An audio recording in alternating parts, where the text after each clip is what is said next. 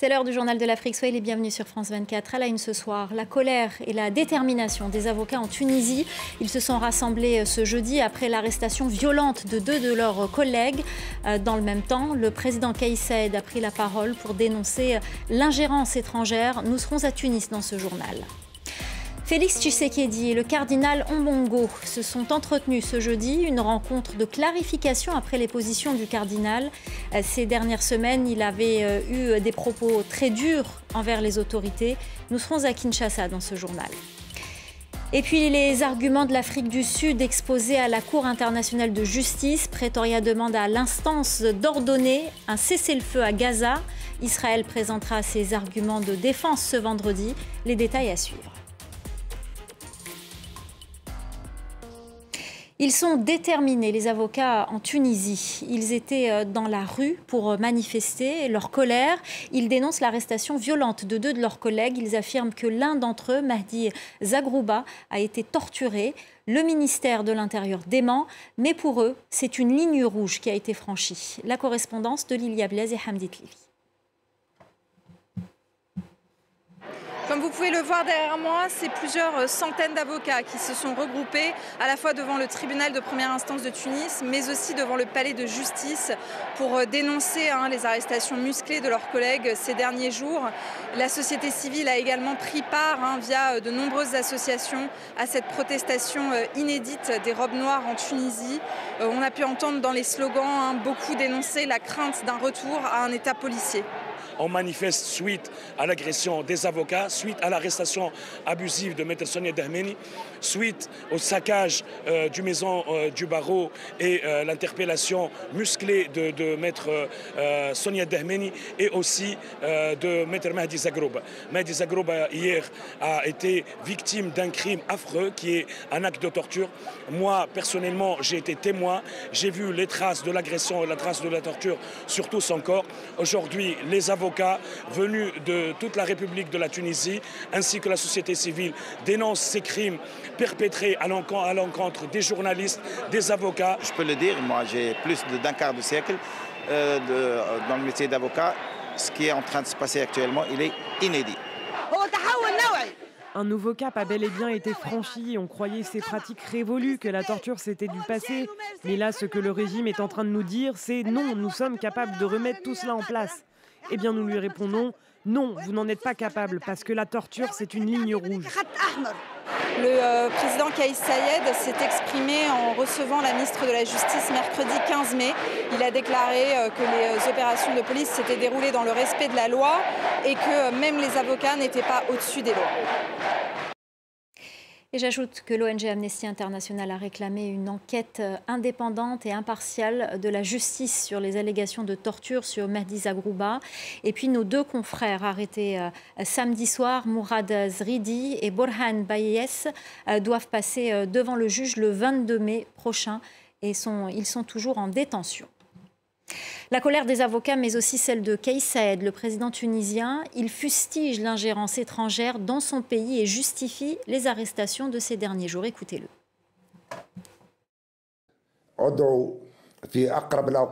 Il faut convoquer dès que possible les ambassadeurs de certains pays et les représentants de certaines organisations en Tunisie et transmettre une vive protestation, considérant que ce qu'ils font est une ingérence flagrante et inacceptable dans nos affaires intérieures.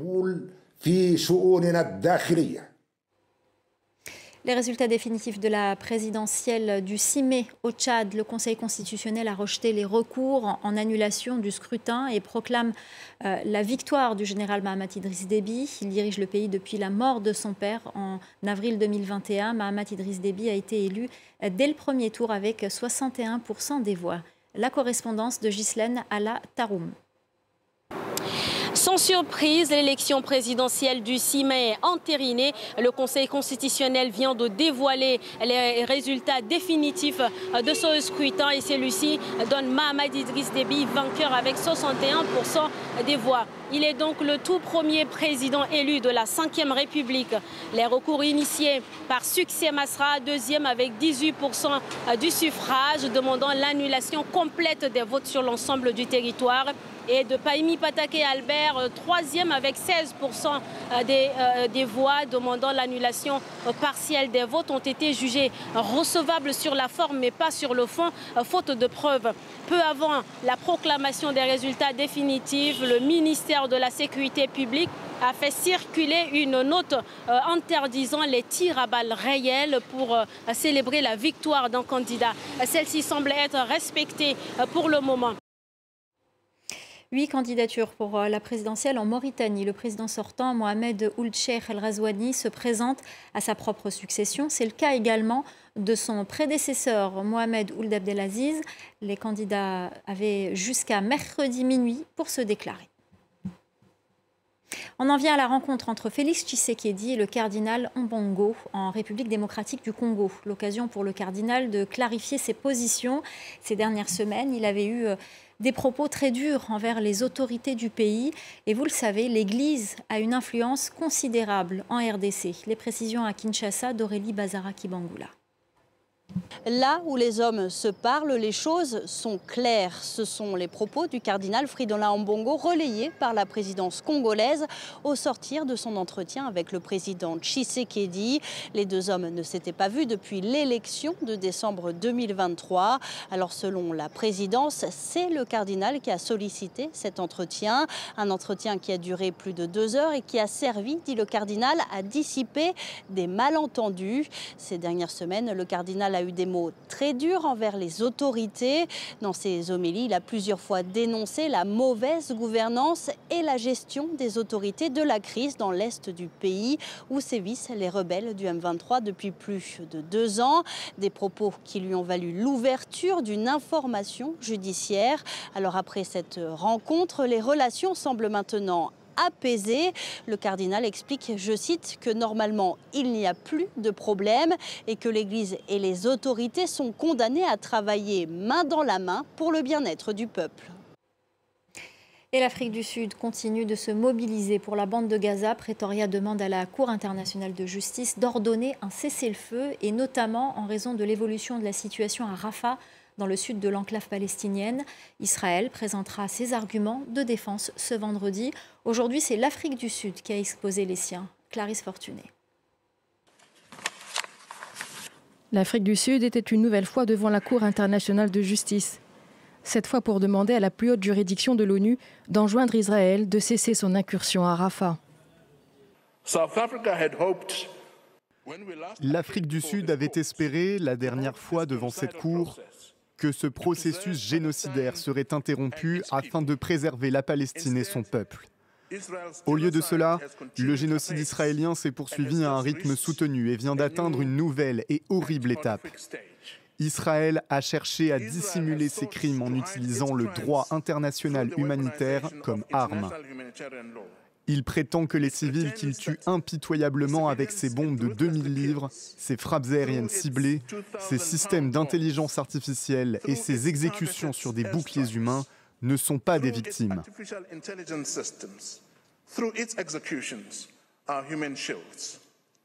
Lors des précédentes audiences en début d'année, Israël récusa fermement les accusations de génocide à Gaza, affirmant faire tout pour épargner les civils en ne visant que les militants du Hamas. Le Premier ministre israélien Benjamin Netanyahou est déterminé à lancer une offensive terrestre d'envergure à Rafah, qui selon lui est le dernier bastion du groupe militant. Mais l'Afrique du Sud affirme que l'opération militaire a légèrement dépassé le cadre de l'autodéfense. Dimanche, l'Égypte a annoncé son intention de s'associer à la plainte pour génocide déposée par l'Afrique du Sud. Plusieurs autres pays devraient suivre également. Israël répondra vendredi à ces accusations. En En Guinée, des dizaines de femmes et de jeunes sinistrés de l'explosion du principal dépôt de carburant en décembre dernier ont manifesté ce jeudi matin. Ils demandent la libération de leur porte-parole, une manifestation qui a vite tourné en accrochage avec les forces de l'ordre. La correspondance à Conakry de Malik Diakité. Très tôt ce matin, les manifestants, majoritairement des femmes et des jeunes, ont érigé des barricades et renversé des poubelles sur la voie publique, empêchant toute circulation dans le quartier de Koronti. Très vite, la manifestation a été reprimée par les forces de l'ordre à coups de gaz lacrymogène. Ces sinistrés, qui représentent environ 150 ménages, protestent contre l'arrestation de leur porte-parole par la gendarmerie, mais aussi dénoncent l'inaction des autorités guinéennes face à leur situation. Ils affirment qu'aucune mesure de soutien n'a été mise en place depuis l'explosion du principal dépôt de carburant qui a détruit leurs habitations. Vous-même, vous le constatez, depuis l'incendie d'hydrocarbures, ça fait plus de 5 mois de cela. Jusqu'à présent, on n'a rien vu. Le gouvernement est là pourquoi? C'est pourquoi nous manifestons pour nos droits. Ils rentrent dans la maison, ils jettent la lacrymogène dans la maison. Hein? Comme il y a des enfants, il y a des mamans dedans, ça ne même pas marcher, il y a des vieilles. Hein? Il y a 2 fumeurs qui sont évanouis, ils sont à l'hôpital comme ça, on ne sait même pas comment faire. Hein? C'est pas normal. Ces sinistrés expliquent dormir à la belle étoile depuis le drame. Leurs inquiétudes ne cessent de s'accentuer, surtout à l'approche des grandes pluies. On part à Dakar à présent où le BRT, bus rapide transit, circule enfin dans les rues. La ligne doit permettre de transporter jusqu'à 300 000 voyageurs par jour avec à terme 23 arrêts entre la banlieue et le centre-ville de Dakar. Une avancée majeure aux yeux du ministre des Transports, Malik Ndiaye, présent pour l'inauguration. Écoutez. Nous sommes dotés d'un mode de transport moderne, écolo, c'est important. Et il y a la qualité de service aussi.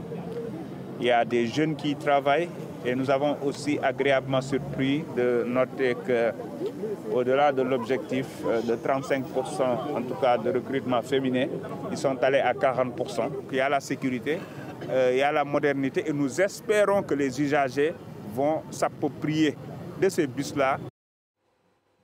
Et on vous parle de cette reconversion au Kenya. Après une carrière dans le rugby, Denis Ombashi, alias le chef ambulant, se tourne vers la cuisine. Et vous allez le voir, pour lui, c'est aussi une façon de sensibiliser les jeunes à la santé mentale. Retour sur son parcours hors du commun avec Sophie Lamotte.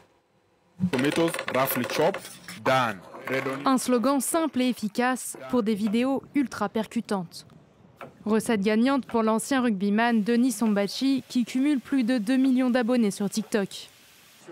Ma cuisine, je dirais qu'elle est continentale parce que ma cuisine est inspirée par le sport, par mes voyages dans le sport.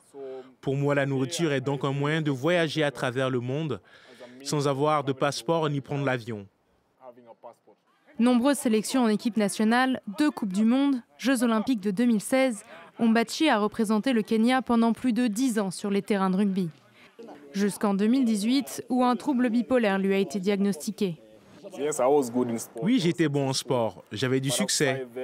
Mais à l'extérieur, quand les lumières du stade s'éteignaient, je me disais que ma vie était un peu vide et que j'avais besoin de quelque chose d'autre pour la remplir. Et je me suis dit, oui, je vais essayer la cuisine. C'était un défi, mais cela m'a permis de garder la tête froide, de traverser mes périodes de dépression, et c'est ainsi que mon amour pour la cuisine a commencé. Dans une société où la santé mentale est souvent stigmatisée, Ombashi espère aussi briser le tabou grâce à ses vidéos. Nous devons mettre fin à la stigmatisation de ces maladies, car en fin de compte, c'est comme le diabète. On peut le comparer à un diabète du cerveau. De la même manière qu'un diabétique doit prendre de l'insuline de temps en temps, vous devez prendre vos médicaments de temps en temps. Loin du terrain de rugby, l'ancien athlète cherche à ouvrir un restaurant qu'il espère un jour laisser en héritage à ses enfants. Voilà, c'est la fin du Journal de l'Afrique. Restez avec nous, l'info continue sur France 24.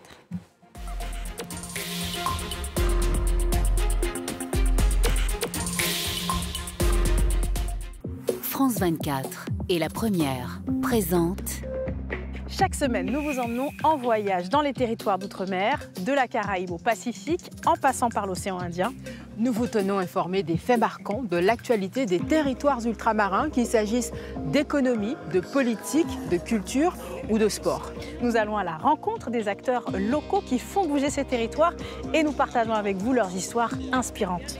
Outre-mer, c'est votre rendez-vous hebdomadaire pour découvrir la richesse et les défis des territoires ultramarins. Alors ne manquez pas notre prochaine émission sur France 24 et france24.com. Manoir, chapelle, moulin, le patrimoine français est partout, mais bien souvent, il est mal en point. Faute de moyens, mais aussi faute d'artisans. C'est le constat de Brieux et son équipe. Notre rêve, c'était de nous retrousser les manches et d'aller restaurer la chapelle du coin, la tour en ruine, et qu'on se disait, non, on ne peut pas le faire, on n'a pas les forces. Et en fait, si, en s'appuyant sur les bons acteurs locaux, on peut donner le coup de boost qui va permettre leur renaissance. Férus d'architecture et d'histoire, ils ont embarqué plus d'1 millier de jeunes dans une aventure, la rénovation d'une quarantaine de bâtisses en France et gracieusement. Arcade à la rescousse du patrimoine, c'est le prochain hors-champ.